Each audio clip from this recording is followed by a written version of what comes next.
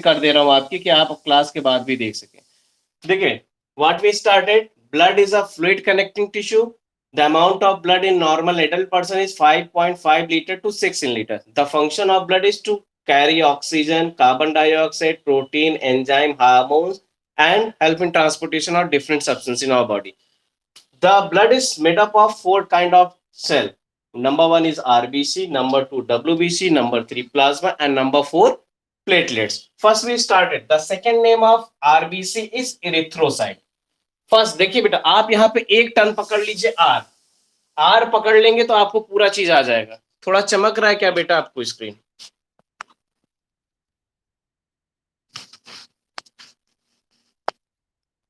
ठीक है, देखिए आर को पकड़ ली, आर फॉर होता है रेड, ठीक।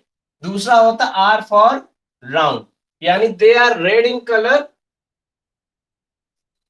राउंड इन शेप, यानी आपको इनका मिल गया कि कलर कैसा होता है रेड, और इनका शेप कैसा होता है, राउंड इन शेप होता है। इसके साथ साथ इनकी जो लाइफ स्पैन होती है, लाइफ स्पैन मीन्स आर्यन, नहीं ये इनका लाइफ स्पैन बता, लाइफ स्पैन का मतलब क्या होता है? हाँ, यानी कब किस ड्यूरेशन से किस ड्यूरेशन तक ये सर्वाइव करते हैं। तो इनका जो एक स्टैंडर्ड लाइफ स्पैन है वो 90 टू 120 डेज है। कितना है? 90 टू 120 डेज। अब देखिए 90 टू 120 डेज जो इनकी ज्यादा लाइफ स्पैन है, क्योंकि अभी WBC जब पढ़ोगे तो यहाँ पे इनकी लाइफ स्पैन 13 टू 21 मैक्सिमम होती है। इनका लाइफ स्पैन क्या है? कम है। लेकिन आरबीसी की लाइफ स्पैन क्या है? बहुत ज्यादा। क्यों? क्योंकि ये न्यूक्लियस इनकी सेल्स में एब्सेंट होता है।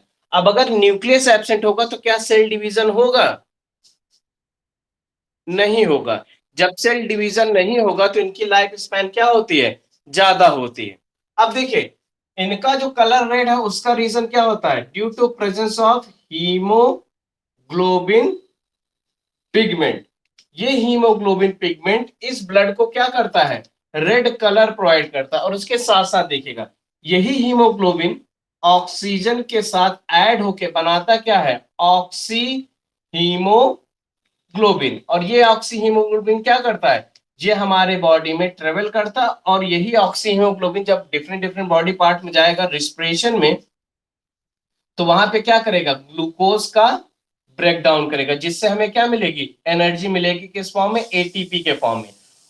यहां तक क्लियर है बेटा?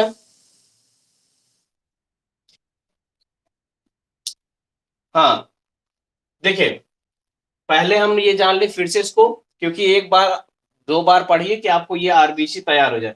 आरबीसी का सेकेंड नेम इरिथ्रोसाइट। कैसा कलर का होता है? Red in colour, round in shape. इनकी लाइफ स्पैन होती है 90 टू 120 डेज। ऐसा क्यों होता है? Due to absence of nucleus in RBC cell.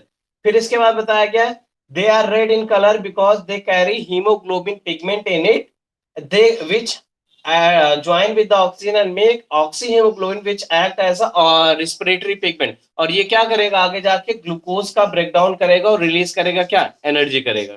ये क्लियर है? अब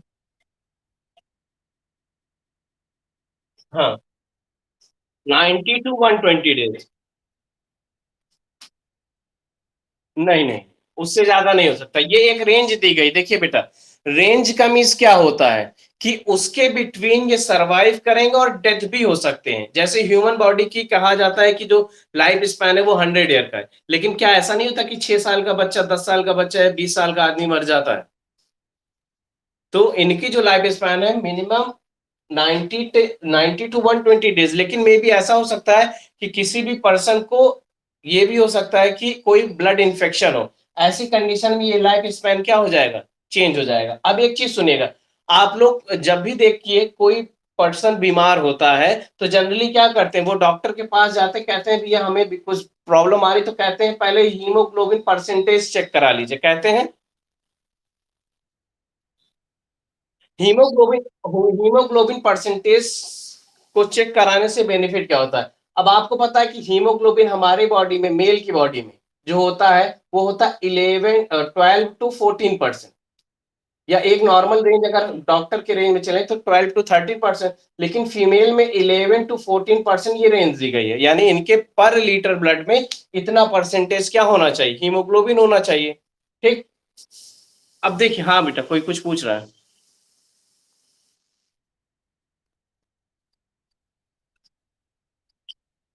देखिए क्योंकि ये क्या है, देखिए मूवमेंट से क्यों लिया जा रहा है, क्योंकि यही हीमोग्लोबिन ऑक्सीजन के साथ मिलके क्या करता है, ट्रांसपोर्टेशन में हेल्प करता है ऑक्सीजन के।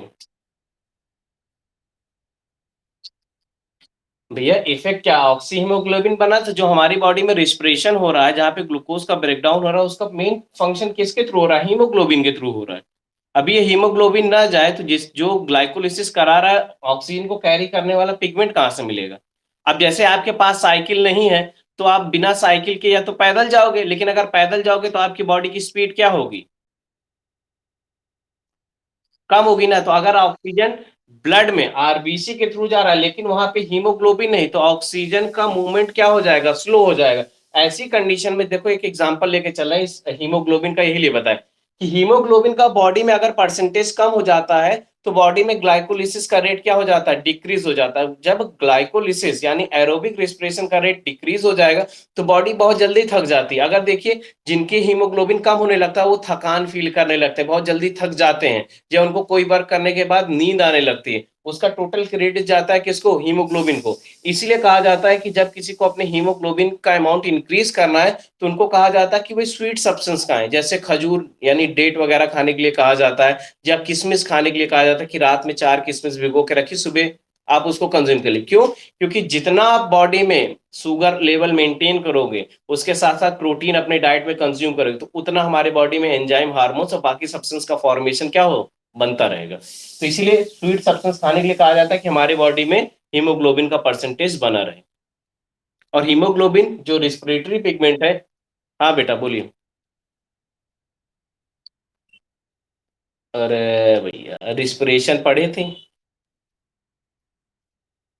Breaking down of glucose into pyruvate is known as glycolysis, यानी ग्लूकोज का पायरुवेट में ब्रेक हो जाना ही क्या कहलाता है, ग्लाइकोलिसिस कहलाता है। ये भी यह समझ में आया हीमोग्लोबिन का रोल। अब देखिए,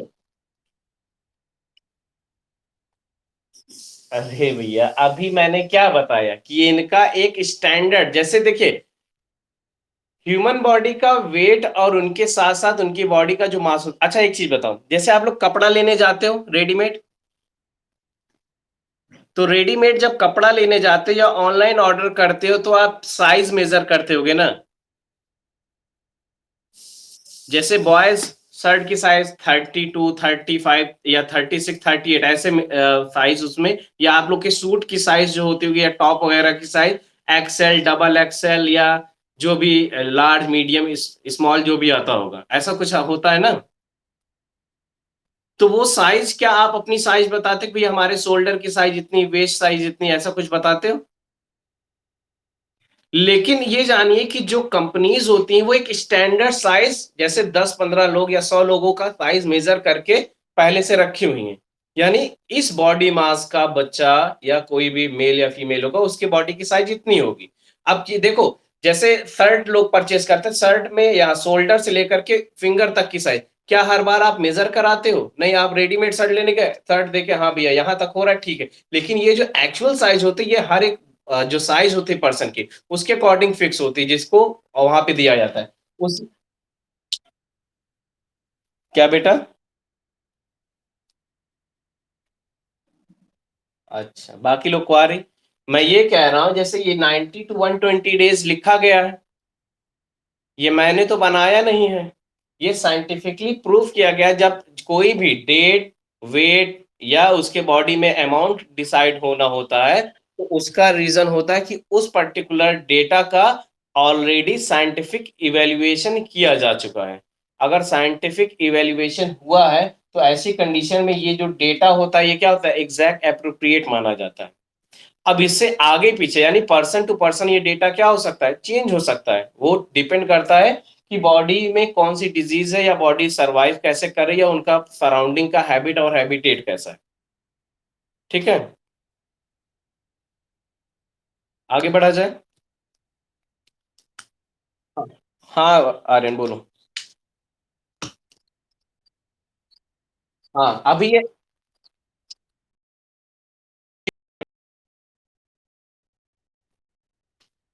प्लीहा में, देखिए अभी हम इसके बारे में बताएंगे, इनका फॉर्मेशन के बारे में जानिए, फिर ये जानिए कि ये ब्लड सेल्स बनते कहाँ हैं, ये भी बताएंगे। आप उसकी टेंशन न लीजिए, नोट्स में वैसे होगा ये। देखिए डब्ल्यूबीसी की बात करें, डब्ल्यूबीसी को कहा जाता है ल्यूकोसाइट्स। ल्यूकोसाइट जिन्हें एक दूसरा नाम दिया जाता है सोल्जर ऑफ आवर बॉडी। क्यों? क्योंकि because they fight with pathogens. ये क्या करते हैं, बॉडी में जो भी पैथोजेंस आते हैं उनको आइडेंटिफाई करते हैं और उनको क्या करते हैं, किल करने का काम करते हैं। जिनकी लाइफ स्पैन क्या है, 13 to 21 डेज। और ये जो रेंज है, ये एक नॉर्मल पर्सन की है, यानी अगर कोई पर्सन कोई डिजीज से सफर नहीं कर रहा है, जबकि ऐसा नहीं हो सकता। क्यों नहीं हो सकता? Because in our surrounding various kind of microorganism are there. कहीं भी माइक्रो ऑर्गेनिज्म वो हमारे नेजल पैसेज, क्लॉथ के थ्रू या किसी बॉडी ऑर्गन के थ्रू हमारी बॉडी में ट्रेवल कर रहा है। तो जिस रीजन से हमारे ये पर्टिकुलर जो 13 to 21 डेज का लाइफ स्पैन है डब्ल्यूबीसी का, ये मैनिपुलेट होता रहता है। जिसके लिए जब भी कोई पर्सन को कोई डिजीज होती है तो डॉक्टर कहते हैं आप ये टेस्ट करें, टीएलसी और डीएलसी, टोटल ल्यूकोसाइट काउंट और डिफरेंट ल्यूकोसाइट काउंट, ये दो टेस्ट कराते हैं। यानी आपको झोला छाप डॉक्टर अभी बना दे रहे हैं भैया, एक आपका हीमोग्लोबिन परसेंटेज और दूसरा टीएलसी और डीएलसी टेस्ट। यानी अगर किसी को फीवर आ रहा है, किसी के बॉडी में पेन है, कोई खाना नहीं खा पा रहा, तो ये तीन टेस्ट आप लिख सकते हैं। कौन कौन सा बोलिएगा?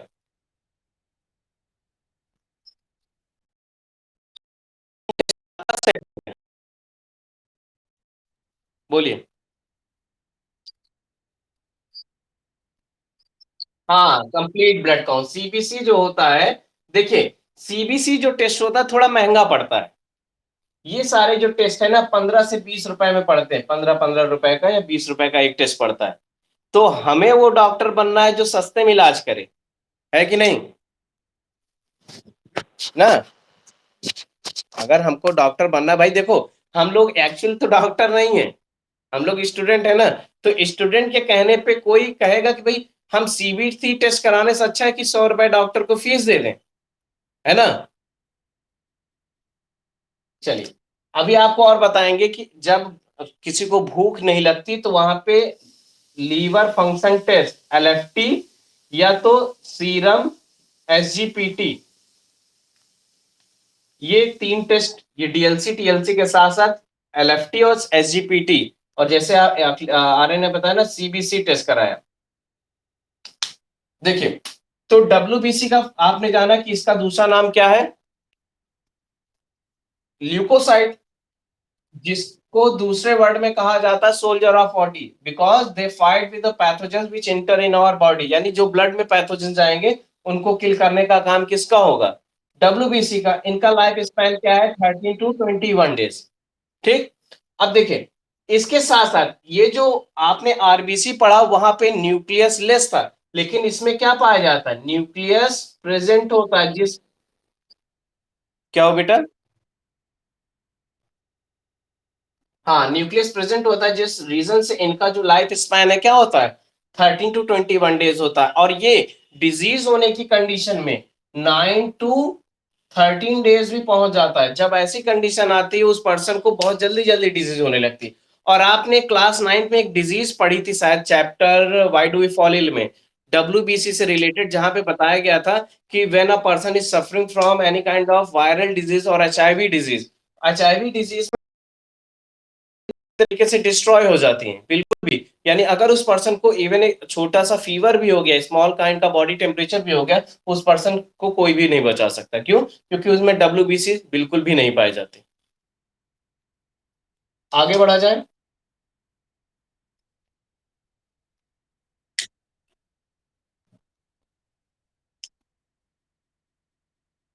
देखिए अब मैं एक चीज बता रहा हूँ, बॉडी, जैसे ह्यूमन बॉडी का जो ब्लड ग्रुप है, जिसको एंटीजन के कारण से 4 ब्लड ग्रुप में डिवाइड किया गया, आपने पढ़ा होगा, blood group A, blood group B, blood group A B blood group O, ये पढ़ा है ना?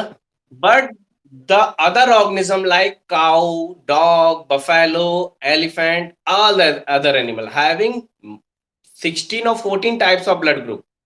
काउ वगैरह में 16 टाइप का ब्लड ग्रुप पाया जाता है। अब देखिए हर एक देखिए हर एक ऑर्गेनिज्म अलग ब्लड ग्रुप पाएगा, जिसमें अगर आप देखिए कि नॉर्मल ह्यूमन बॉडी में जो आरबीसी, डब्ल्यूबीसी, प्लेटलेट, प्लाज्मा का जो कॉन्स्टिट्यूएंट होता है एक फिक्स्ड अमाउंट में होता है, लेकिन जो एनिमल्स होते हैं, यानी जैसे ह्यूमंस भी एनिमल्स हैं लेकिन सोशल एनिमल है, जैसे एरिस्टोटल ने कहा था ना, humans are animal but social. लेकिन अगर हम बात करें अदर एनिमल्स की, जैसे काउ, बफेलो, इनके ब्लड में आरबीसी, डब्ल्यूबीसी की जो परसेंटेज होती है, जो ह्यूमन बॉडी से कहीं ज्यादा होती है। यानी अगर इनके ब्लड का कॉम्बिनेशन देखा जाए या इनके बॉडी का कॉन्स्टिट्यूएंट ब्लड का देखा जाए, तो इनका ब्लड का परसेंटेज अलग अलग रहता है। और कुछ सब्सटेंस, जैसे अगर आप बात करें कि sir WBC, RBC, plasma, platelet, होंगे ब्लड में यही कंपोनेंट, यानी ह्यूमन बॉडी का हो या कुत्ते का ब्लड ग्रुप, यानी कुत्ते के एक सिरिंज ब्लड निकालो उसमें भी आरबीसी, डब्ल्यूबीसी, प्लाज्मा ही मिलेगा, लेकिन number of RBC, number of WBC, number of amount of plasma, amount of platelet सब अलग मिलते हैं। देखिए आप लोग ब्लड टेस्ट कराए हो कभी? शुभांश क्लास में है बेटा?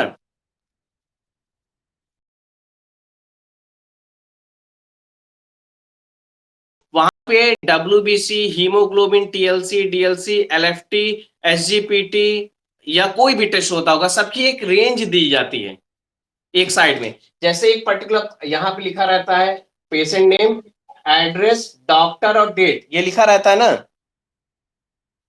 और उसके बाद लिखा रहता है ब्लड रिपोर्ट, जिसके बाद ऐसे यहाँ पे नेम लिखा रहेगा, इधर आपका डेटा लिखा जाएगा और इधर एक रेंज दी जाती है ना। इधर अलग से रहेगा, नीचे लिखा रहेगा रेफरेंस और ऐसे कुछ लिखा रहता है ना। फिर नीचे नीचे पैथोलॉजिस्ट ऐसे चिड़िया बैठा देता, साइन कर देता। अब देखिए आप लोग ह्यूमन बॉडी का जब ब्लड ग्रुप टेस्ट कराने जाते हो तो एक स्टैंडर्ड प्रोटोकॉल पे ये डेटा मेंशन किए गए, यानी एक डॉक्टर जो पर्टिकुलर पैथोलॉजिस्ट है उनका एक डेटा फिक्स है कि हाँ इस अमाउंट में फलाने फलानी चीज रहेगी, ठीक है। लेकिन अगर आप इसी को एनिमल्स पे, यानी किसी पेट पे, यानी आप तोता ले लो, चिड़िया ले लो या कोई डॉग ले लो, उसका जो परसेंटेज होगा क्या ह्यूमन बॉडी से मैच करेगा? नहीं मैच करेगा। लेकिन आप ये जान लीजिए आरबीसी, डब्ल्यूबीसी, प्लाज्मा और प्लेटलेट्स, यही 4 कंपोनेंट कैरी करता, उसके अलावा कोई भी चीज नहीं होता। कुछ अदर एनिमल है, जैसे आपने सुना होगा हिप्पोकैम्पस के बारे में।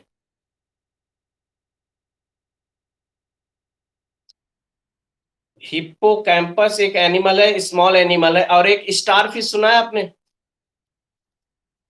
एक मूवीज आई थी कार्टून की, अगर आप लोग कार्टून मूवी देखते हो तो स्टार फिश को जब पिंच कर दिया जाता है तो अगर जिस वो सरफेस पर रहता है तो उस पर्टिकुलर सरफेस का जो कलर होता है वो ब्लू हो जाता है। पढ़ा है या सुना होगा या मूवीज में? एक मूवी देखिएगा, एक मूवी थी फिश की, मैंने देखा था, उसमें ये था। तब हमने जब उसको पढ़ा तो ये पता चला कि स्टार फिश के अंदर ब्लू कलर का पिगमेंट पाया जाता है, जिसके कारण से उसकी बॉडी अगर पिंच होती है तो पूरा सरफेस क्या कर देता है, वो अलग कलर। जैसे हिप्पोपोटामस का नाम लिया, उनकी बॉडी का जो ब्लड का कलर होता है वो पिंक कलर का होता है। उन यानी इसका मतलब है कि उनकी बॉडी में ये पर्टिकुलर हीमोग्लोबिन पिगमेंट नहीं पाया जाता, ठीक है। तो हर एक ऑर्गेनिज्म की बॉडी का जो ब्लड का कॉम्बिनेशन है वो आरबीसी, डब्ल्यूबीसी, प्लाज्मा, प्लेटलेट्स होगा, लेकिन उनके अंदर बॉडी का जो ब्लड पिगमेंट है वो डिफरेंट डिफरेंट हो सकता है। क्लास 10th में आपको ह्यूमन बॉडी का ब्लड पढ़ना है, इसलिए ये सारी चीजें पढ़ाई जा रही है। Is it clear? देखिए ये टीएलसी डीएलसी हो गए। देखिए एक आपको टेस्ट मैंने बताया एलएफटी और दूसरा बताया एसजीपीटी। देखिए एलएफटी को कहा जाता है लीवर फंक्शन टेस्ट और दूसरे को कहा जाता है सीरम बिलिरुबिन वर्डिन। यानी जब ज्वाइंटिस होगी, यानी एक डिजीज होती है जिसे पीलिया कहते हैं, ज्वाइंटिस होने की कंडीशन में डॉक्टर एलएफटी और एसजीपीटी टेस्ट लिखते हैं। लीवर फंक्शन टेस्ट जो डॉक्टर प्रिफर करते हैं, जैसे किसी को भूख नहीं लग रही है, वोमिटिंग आ रही है, या ऐसी कंडीशन में उनकी बॉडी में वीकनेस ज्यादा बढ़ गई है, तो वो लिख देंगे टीएलसी डीएलसी, एलएफटी और एसजीपीटी। एसजीपीटी टेस्ट होता है कि बाइल का अमाउंट तो ब्लड में नहीं इंक्रीज हो रहा है, अगर बाइल का अमाउंट ब्लड में इंक्रीज होता है, जैसे आप लोग देखते हैं किसी को पीलिया हो जाता है, जॉन्डिस हो जाता है, तो बॉडी के कॉम्प्लेक्शन में येलोनेस आ जाती है, देखे होगे आप लोग। तो जिसको एसजीपीटी से निकाल लिया था। अगर किसी को भूख नहीं लगी, कुछ ऐसे बच्चे होते हैं जिनको 14 टू 16 ईयर की एज में यानी प्यूबर्टी एज में भूख लगना बंद हो जाती, तो डॉक्टर हार्मोनल टेस्ट कराने से पहले, क्योंकि हार्मोनल टेस्ट जो भी सुने होंगे वो बहुत ही कॉस्टली होता है। सुभाष, हार्मोनल टेस्ट की कॉस्ट क्या होगी तब भी कोई आइडिया है? देखिए, hormonal test near about 10,000 cost के आते हो, काफी ज्यादा कॉस्टली होते हैं।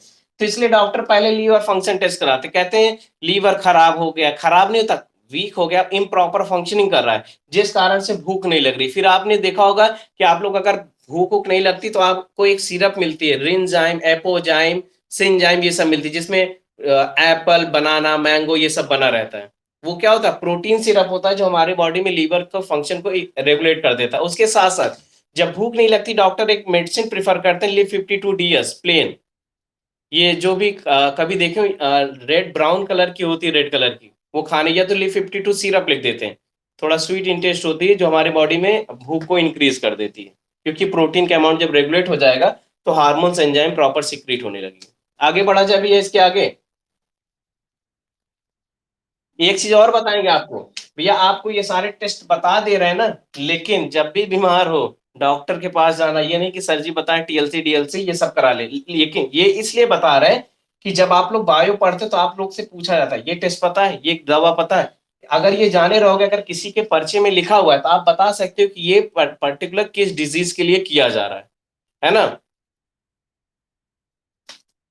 अब आगे बढ़ते हैं, इसके बाद हम बात करते हैं प्लाज्मा की। देखिए, आपने ये जाना है कि जो पर्टिकुलर ब्लड है जिसमें 70% क्या है, वाटर है, और 30% हमारे ब्लड सेल्स रहते हैं। लेकिन ये जो प्लाज्मा है ये होता है येलो इन कलर का, जिसमें 90% आपका पाया जाएगा वाटर, 5% आपके पाए जाएंगे इनऑर्गेनिक सॉल्ट, और 5% इसमें पाया जाता है प्रोटीन। इट मीन्स 90% टोटल इसका कॉन्स्टिट्यूएंट है किसका, वाटर का, 5% इनऑर्गेनिक सॉल्ट, और 5% प्रोटीन सब्सटेंस इसमें अवेलेबल है। ये परसेंटेज समझ में आया? देखिए, प्लाज्मा जो है total liquid content of the blood है। प्लाज्मा जो है ब्लड का, देखिए प्लाज्मा दिखा दिखा तो नहीं सकते अभी, क्योंकि हमको हाथ पैर काटना पड़ेगा। जब आप देखिए कहीं कट लगता है, कट लगने के बाद अगर वहां से ब्लड निकल रहा है, ब्लड को आप सेडिमेंट यानी बैठने के लिए रख दो, देखो ऊपर लिक्विड कंटेंट आता है येलो कलर का। ये कभी चोट लगती देखिए, व्हाइट व्हाइट कलर का या लाइट येलो कलर का पानी से निकलने लगता है, जिसको आप साफ करने लगते हो।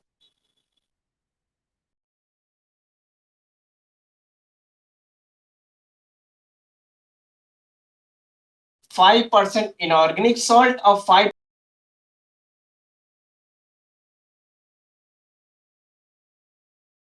जनरली ये ट्रांसपेरेंट दिखाई देते हैं, लेकिन सनलाइट के प्रेजेंस में आपको ये येलो कलर के मिलेंगे। उसके साथ साथ अगर ये हमारी बॉडी में प्रेजेंट है प्लाज्मा, तो ये प्रोटीन को कैरी करेगा, यानी जो हमारे बॉडी में फूड आ रहा है, प्रोटीन अगर उसमें कंसिस्ट है तो ये बॉडी के थ्रू यानी ब्लड के थ्रू उसको डिफरेंट डिफरेंट पार्ट में स्टोर कराएगा।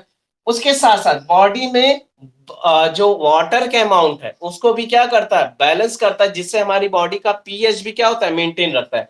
अब अभी कोविड के टाइम में आपने सुना होगा प्लाज्मा थेरेपी। ये जो प्लाज्मा थेरेपी है एक्चुअली, मुझसे भी अभी किसी रिसेंटली एक पर्सन ने प्लाज्मा मांगा था, लेकिन due to deficiency of blood हमारी बॉडी में भी हीमोग्लोबिन और आरबीसी का अमाउंट कम हो गया था, इस कारण से मैंने ब्लड नहीं दिया अपना। तो इसमें क्या होता है, जो प्लाज्मा थेरेपी होती है, इसमें पहले उस पर्सन का ब्लड निकाला जाता है, 1 यूनिट 2 यूनिट जितना भी 250 या 500 ml ब्लड निकाला जाएगा। उस ब्लड में से प्लाज्मा को सेपरेट कर लिया जाता है मशीन के थ्रू। कोई ऐसा तरीका नहीं कि ऐसे ब्लड को निकालो, डिब्बे में डालो, पानी ऊपर आ जाएगा तो उसको निकाल लो, क्योंकि ब्लड भी वापस जाना है। तो आरबीसी, डब्ल्यूबीसी, प्लेटलेट्स और प्लाज्मा सब रहती हैं, लेकिन उसमें प्लाज्मा को क्या कर लेता है, फिल्ट्रेट, और बाकी ये जो आरबीसी, डब्ल्यूबीसी और प्लेटलेट्स हैं, इनको फिर से वापस क्या कर दिया था, बॉडी में सेंड कर दिया था। क्यों? क्योंकि ये जो प्लाज्मा है ये उस पर्टिकुलर पर्सन में अगर उस डिजीज से रिलेटेड इम्यूनिटी जनरेट हो गई है, उसको क्या करता है, कैरी करता है, यानी उनके एंटीबॉडीज कैरी करते हैं, और एंटीबॉडीज को जब बॉडी में सेंड कर दिया जाएगा किसी इन्फेक्टेड पर्सन के, तो उसकी बॉडी में भी क्या आ जाएगी, इम्यूनिटी जनरेट होगी, जिससे उस पर्सन को क्या किया जा सकता है, बचाया जा सकता है। ये समझ में आया कि क्यों प्लाज्मा थेरेपी दी जा रही है। ठीक।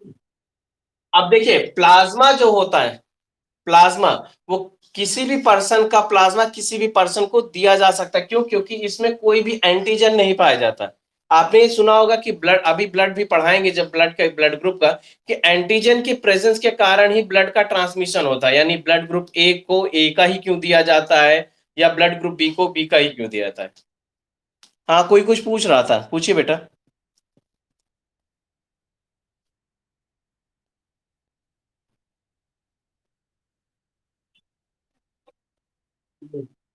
भैया देखिए, इसका बहुत सिंपल सा जवाब, आपकी बॉडी में जो ब्लड ट्रेवल कर रहा है वो किस फॉर्म में ट्रेवल कर रहा है, कैपिलरी ब्लड, आर्टरीज और वेन के फॉर्म में। ठीक। पलक यादव शायद, आई थिंक। देखिए, और उसके बाद जो हमारे बॉडी में जो वाटर है, वो भी किस में है, ब्लड में सस्पेंडेड है। जब सारा चीज ब्लड में सस्पेंडेड है, तो मसल्स रप्चर होने पे मसल्स बाहर आती हैं, लेकिन ब्लड वेसल्स जो पूरी तरीके से कैपिलरी ब्लड, यानी पूरी तरीके से कैपिलरी वेसल्स बॉडी में ट्रेवल करें, तो सबसे पहले जब वो रप्चर होंगी, तो रप्चर यानी ब्रेक होने के बाद बॉडी से क्या निकलेगा, ब्लड ही तो निकलेगा। ऐसा थोड़ी है कि हमारी बॉडी में जो हम पानी पी रहे हैं, ऐसे यहां से पानी पिए, पेट में गया, स्टमक में गया, तो यहां से चोट लगी तो हाथ से पानी से फव्वारे की तरह निकल रहा है। ऐसा होगा कभी?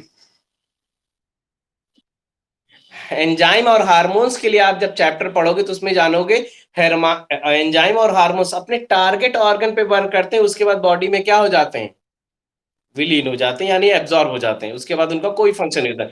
लेकिन क्या हाथ में स्वेट ग्लैंड पसीना ऐसे फेंकने लगेगा? नहीं। स्वेट ग्लैंड का वर्क तब होता है जब बॉडी का टेम्परेचर इंक्रीज होता है, अदरवाइज नहीं होता। ठीक है पलक। अच्छा अच्छा, वंदना सिंह, कोई बात नहीं। देखिए, ये प्लाज्मा समझ में आ गया है। अब आगे आते हैं प्लेटलेट। प्लेटलेट्स के लिए कहा जाता है they are fragment of cell which help in blood clotting, और जिसमें हमारे पोटेशियम आयंस पाए जाते हैं। अब क्लॉटिंग ऑफ ब्लड को अच्छे से समझिए, इसको इरेज कर दे बेटा, अगर ये आ गया हो, आरबीसी डब्ल्यूबीसी प्लाज्मा आ गया, तो हम प्लेटलेट्स को और अच्छे समझाना चाहेंगे। इरेज कर दे। क्या बेटा? बोलिए।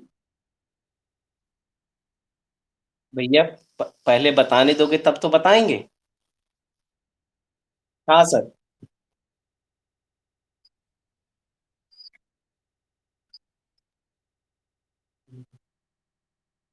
बता रहे हैं, ये सारा चीज मुझे इरेज करने दो तब मैं बताऊं, पहले इसको इरेज कर दूं तब मैं छाले वगैरह के बारे में बता रहा हूँ।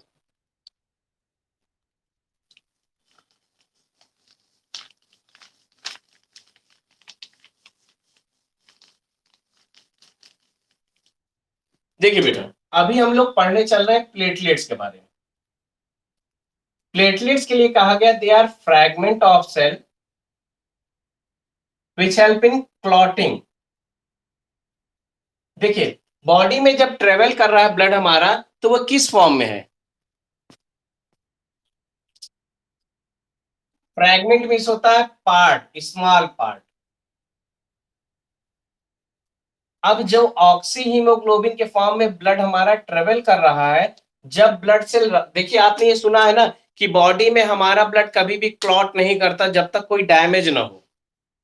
अगर ऐसा हो तो बॉडी में ब्लड क्या हो जाए, कहीं ना कहीं क्लॉट हो जाए।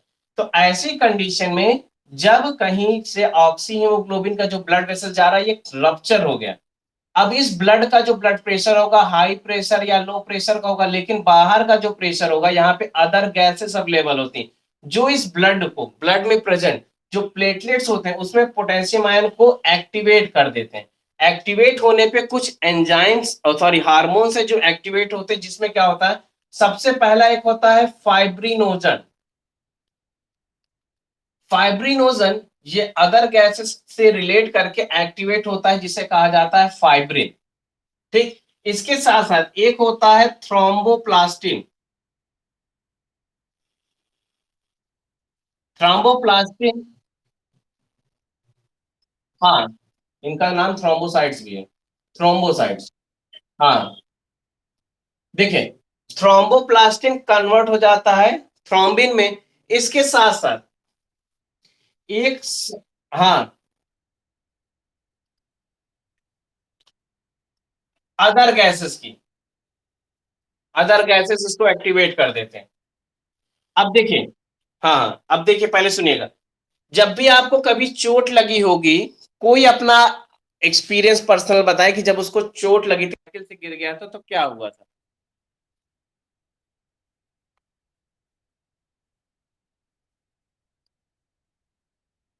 ब्लड निकलता है, उसके बाद जब ब्लड 1-2 मिनट निकल जाता है, आप उसको दबा वबा लेते हो अच्छे से। दबाने के बाद क्या होता है? धुलने के बाद देखिए एक येलो कलर का लिक्विड, यानी व्हाइटिश लिक्विड निकलता है। आप लोग क्या करते हो, उसको अच्छे से पोंछते रहते हो। लेकिन एक काम कीजिएगा, जब भी आपको आगे से फ्यूचर, भगवान न करे कभी आपको चोट लगे, लेकिन मे भी अगर आपको चोट लगती है, उस व्हाइट कलर के लिक्विड को मत निकालिएगा, क्योंकि वहां पे पहले तो सीरोटोनिन सिक्रीट होता है, जो हमारे ब्लड वेसल्स को कॉन्ट्रैक्ट कर देता है। देखिए, ब्लड पाइप की तरह ट्रेवल कर रहा है। अब ब्लड अगर पाइप की तरह ट्रेवल कर रहा है, तो पाइप अगर पतली हो जाएगी तो ब्लड का फ्लो क्या हो जाएगा, रुक जाएगा। लेकिन आप लोग अच्छे बच्चे जो है वो क्या करते हैं, खूब अच्छे से अगर चोट लग गई इसको पूरा दबाएंगे कि ब्लड पूरा निकल जाए। भाई काहे ब्लड निकाल रहे हैं, हम अपनी सेल्स को बाहर निकाल रहे हैं, हमारा ही नुकसान है। तो ब्लड को जब फ्लो हो तो उसको बिल्कुल भी छेड़िए नहीं, बस उसको क्लीन कर लीजिए, डेटॉल या लाइफ बॉय साबुन, उसको अच्छे से क्लीन कर लीजिए। क्लीन करने के बाद जैसे आप क्लीन करोगे, सीरोटोनिन अगर सीक्रेट हो रहा है, वो हमारी ब्लड वेसल्स को नैरो कर देगा, पतला कर देगा। पतला होने के बाद वहां पे सीक्रेट होता है फाइब्रिनोजन। फाइब्रिनोजन जैसे लिक्विड फाइब्रिन में कन्वर्ट होता है, तो ये फाइब्रिन नेट लाइक स्ट्रक्चर बनाना स्टार्ट करता है। और जैसे जैसे इसको अदर गैसेस मिलेगी, ये बहुत ज्यादा हार्ड हो जाता है। लेकिन आप लोग एक बहुत अच्छा काम करते होगे, कहो बताएं। भैया, जब आपको चोट लगती है, जो फाइब्रिन आगे चल के ऊपर ब्राउन कलर का हो जाता है, जिससे आप कहते हो पपड़ी पड़ गई है, कहते हो ना। आप क्या करते हो, जब ज्यादा खुजलाहट होने लगती है, तो आप उसका घूंघट उठा के देखते हो, कहते हो लाओ देखें ठीक हो गया कि नहीं। करते हो कि नहीं? आप उठा के देखोगे। अब वो जो पर्टिकुलर फाइब्रिन बना हुआ है ऊपर, वो क्या होता है, आपकी मसल से और ब्लड वेसल्स को जोड़े रहता है। लेकिन जैसे आप उसको उठाते, फिर से ब्लड निकलना स्टार्ट होता है। फिर अगला काम पता है क्या करते हो आप? तुरंत उसको बंद करोगे, थूक निकालोगे, लगा दोगे, बंद कर दोगे। करते हो? यानी सलाइवा निकालोगे, बंद कर दोगे। अच्छा, बहुत अच्छा काम करते हो निखिल बाबू, ऐसा मत कीजिएगा, नुकसान करता है। क्योंकि फिर से हमें वही एनर्जी चाहिए होगी फाइब्रिन बनाने के लिए, क्योंकि फिर से वहां फाइब्रिन बनेगा। ये ऐसा भी हो सकता है कि आप ऐसे प्लेस पे हो जहां पे इन्फेक्टियस एजेंट हो, वो आपके ब्लड में ट्रांसमिट हो सकता है। कि आप कभी भी अगर आपको पपड़ी बन जाए, तो वहां पे ऑयल, वैक्स या ग्लिसरीन, कोई भी ऐसा चीज हो, वो पेस्ट कर लीजिए, आपकी जो इरिटेशन, जो खुजलाहट होती है, वो दूर हो जाती है। ठीक। अब सुनेगा, प्लेटलेट्स का जो वर्क है हमारी बॉडी में, वो क्या है, प्लेटलेट्स का जो वर्क है। नहीं भैया, एक टाइम ऐसा आएगा जब आप उसको धीरे धीरे देखोगे, वो धीरे धीरे ऑटोमेटिक अपने आपकी बॉडी से रिलीज हो जाएगी। लेकिन आप लोग क्या, लेकिन आप लोग को लगता है कि हम सुंदरता अपनी बनाए रखने, यानी मेंटेन रखने के लिए उसको निकालते रहें।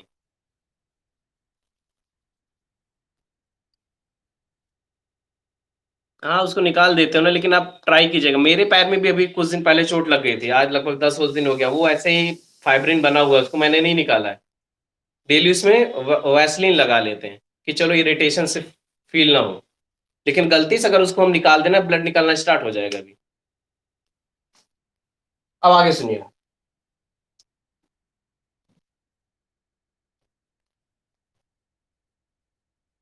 अरे वही तो बता रहे भैया, तुम खो जाती हो क्या वंदना बीच बीच में।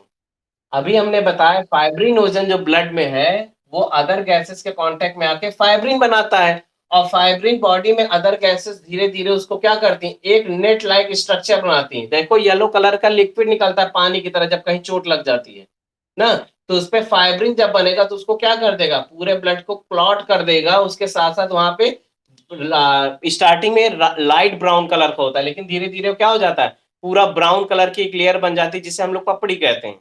ठीक, अब अगर ये बन गया तो ब्लड का फ्लो क्या हो जाएगा, फ्लो होना बंद हो जाएगा। और उसके साथ साथ कुछ टेस्ट होते हैं जहां पे ब्लड क्लॉटिंग के लिए देखा जाता है कि अगर बॉडी में आरबीसी डब्ल्यूबी, जैसे जो डायबिटिक पेशेंट होते हैं उनमें ये चेक किया जाता है कि उनका ब्लड क्लॉटिंग टाइम कितना है। अगर 1 मिनट 25 सेकेंड से ज्यादा है, यानी 1 मिनट 25 सेकेंड या 2 मिनट 25 सेकेंड का एक रेंज दिया गया, अगर उनका ब्लड क्लॉटिंग टाइम उससे ज्यादा है तो उनका ऑपरेशन नहीं किया जाता। पता है क्यों?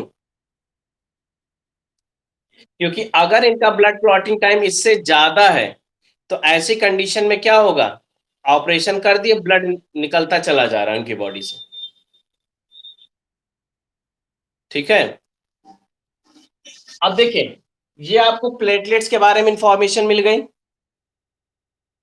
अब देखिए, ब्लड के फंक्शन पे आते हैं। ब्लड के भैया बहुत सारे फंक्शन है। पहला फंक्शन ऑक्सीजन को ट्रेवल कराना। दूसरा फंक्शन है कि बॉडी में अगर कार्बन डाइऑक्साइड बनाना उसको भी बाहर निकालना। तीसरा फंक्शन है बॉडी का टेम्परेचर मेंटेन करना। फोर्थ फंक्शन है बॉडी के टेम्परेचर के साथ साथ ऑस्मो रेगुलेशन करना। ऑस्मो रेगुलेशन जानते हो, बॉडी का टेम्परेचर और वाटर और सॉल्ट का बैलेंस करना। उसके साथ साथ फिफ्थ फंक्शन इनका जो आएगा, फिफ्थ फंक्शन में आएगा कि बॉडी में रिपेयर और डेवलपमेंट का भी करते हैं। उसके साथ साथ बॉडी के पीएच, यानी सिक्स फंक्शन की बात करें तो बॉडी के पीएच को भी क्या करता है, मेंटेन करता है। अगर कभी ब्लड का फंक्शन है तो आप ये सिक्स फंक्शन लिख दोगे तो आपको नंबर पूरे मिलेंगे। पहला फंक्शन क्या है, ऑक्सीजन को ट्रेवल कराना। दूसरा, कार्बन डाइऑक्साइड को रिलीज करना, या ये लिख सकते हो कि remove the excretory material which produce in our body. Second function हो गया। थर्ड फंक्शन हो गया help in maintaining growth and development. Fourth function आप लिख सकते हो रिपेयरिंग का। फिफ्थ फंक्शन लिख सकते हो बॉडी के पीएच को मेंटेन करने का। सिक्स लिख सकते हो बॉडी के टेम्परेचर मेंटेन करने का। ये क्लियर है आपका? ठीक है, देखिए, यहाँ पे आपका ब्लड का टॉपिक कंप्लीट होता है। अब इसके बाद कल हम लोग स्टार्ट करेंगे ह्यूमन हार्ट। हाँ चलिए, छाले का समझ लीजिए। देखिए, जब पर्टिकुलर किसी को बर्न होता है यानी जलते हैं, जलने की कंडीशन में जो ब्लड वेसल्स है, यहाँ पे ब्लड वेसल्स क्या कैरी करती है, वाटर कैरी करती है। ठीक, इस बॉडी का जो ब्लड का टेम्परेचर वो 37 डिग्री है।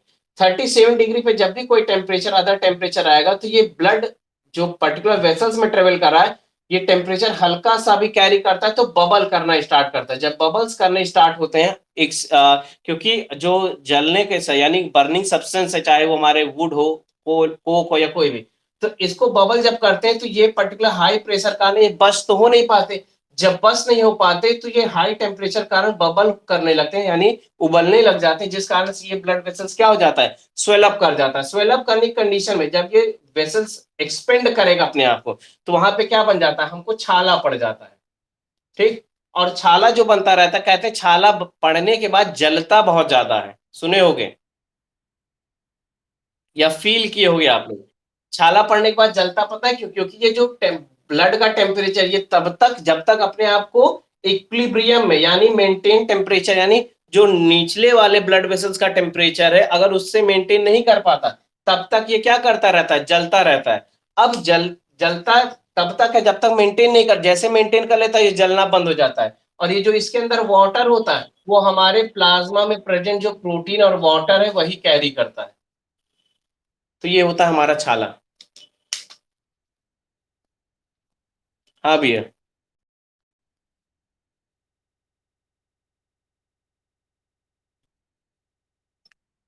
हाँ बता रहा हूँ। एक लोग ने पूछा है क्वेश्चन कि sir why blood not clot within the blood vessel. देखिए, ब्लड वेसल्स में इसलिए क्लॉट नहीं होता क्योंकि वहां पे ऑक्सीजन की अवेलेबिलिटी देखी जाती है। अगर ऑक्सीजन की अवेलेबिलिटी वहां पे ना हो तो बॉडी में ब्लड क्लॉट हो जाए। उसके साथ साथ एंटी कोगुलेंट एजेंट पाया जाता है जो कैल्शियम आयंस है।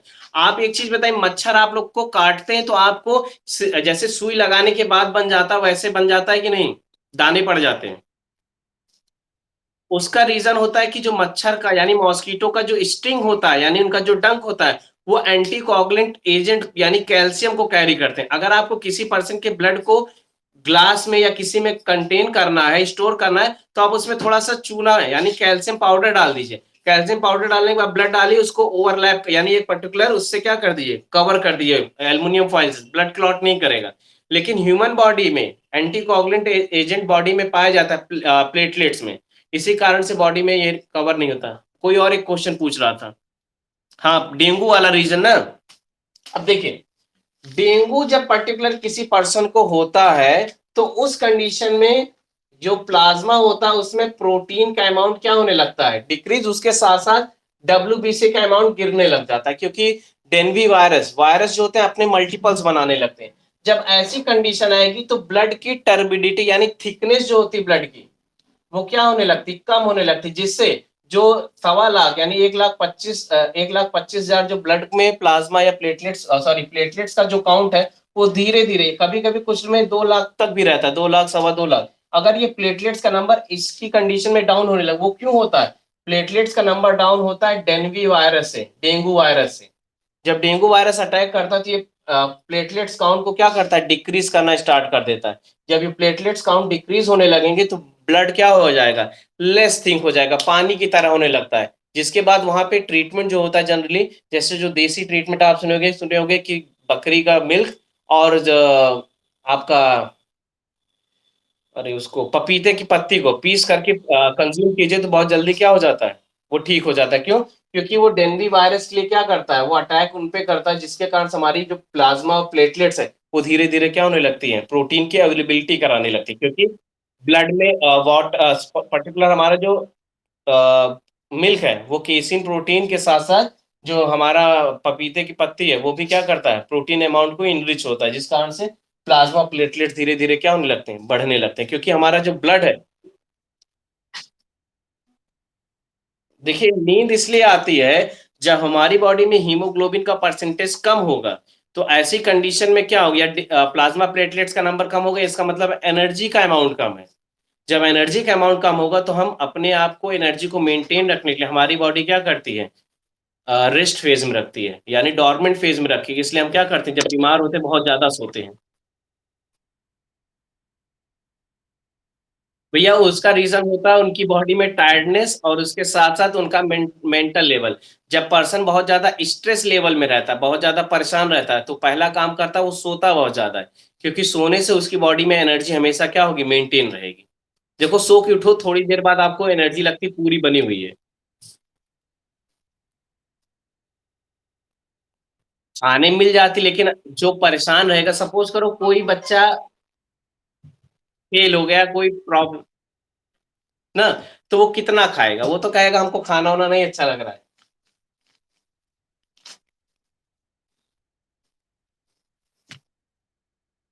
भैया ऑक्सीजन का ब्रेन में डिफिशियंसी जब होती है तब जमाई आने लगती है।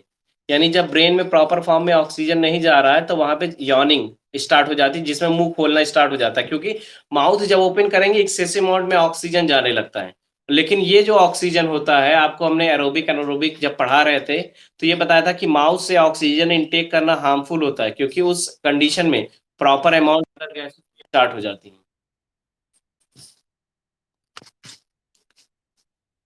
एक लोग पूछे अखंड में एरोबिक रिस्पिरेशन में जो लैक्टिक एसिड प्रोड्यूस होता है उसे क्रैम्प क्यों कहा जाता है। देखिए अखंड वो क्लास में, देखिए क्रैम्प इसलिए कहा जाता है कि जो लैक्टिक एसिड होता है उसके साथ साथ कार्बन डाइऑक्साइड बनता है जो हमारे मसल्स को कॉन्ट्रैक्ट कर देता है। जब मसल्स कॉन्ट्रैक्ट हो जाएंगी तो जो चेंज है या सब्सटेंस का एक्सचेंज प्रॉपर नहीं हो पाता, जिस कारण से वो मसल्स अपने फंक्शन को डिसफंक्शनिंग कर देती है, जिसको एक मेडिकल टर्म में क्रैम्प का नाम दिया गया है। और उसको ठीक करने के लिए वार्म वाटर का यूज किया जाता है हमेशा, वार्म वाटर विद सॉल्ट। जब वार्म वाटर विद सॉल्ट मिलेगा तो लैक्टिक एसिड को धीरे धीरे वहां से क्या करेगा, हटाने लगता है। जब वो हटेगा, या नॉर्मली क्या किया जाता है, आप तो गेम वगैरह खेलते होगे, जैसे फुटबॉल वगैरह खेलते खेलते कभी थाई में क्रैम्प आ जाता है जिससे मसल्स कॉन्ट्रैक्ट होने लगती है, तो ऐसी कंडीशन में थोड़ी देर बैठिए, नॉर्मल इनहेल एक्सेल कीजिए, वो क्रैम्प फिर से क्या हो जाता है, खत्म हो जाता है। और पूछिए। जैनब।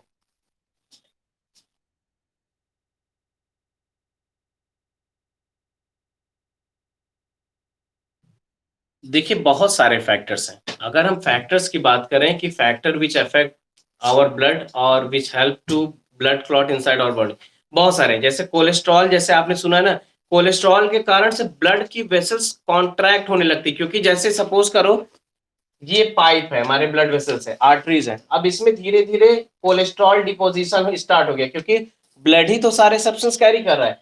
जब ये पर्टिकुलर पैसेज नैरो हो जाएगा तो ब्लड आके यहाँ क्या हो जाएगा, रुक जाएगा। जब ब्लड रुकेगा तो ये ब्लड जब हार्ट पंप कर रहा है तो आगे पुश नहीं कर पाएगा ना, तो ऐसी कंडीशन में ये सेल क्या होने लगती है, रप्चर, जिसके कारण से क्या हो जाता है, ब्लड क्लॉट हो जाता है। लेकिन उसका क्रेडिट लोग देते हैं किसको, कोलेस्ट्रॉल को देते हैं, भैया कोलेस्ट्रॉल के कारण से ब्लड क्लॉट हो गया, हार्ट अटैक आ गया।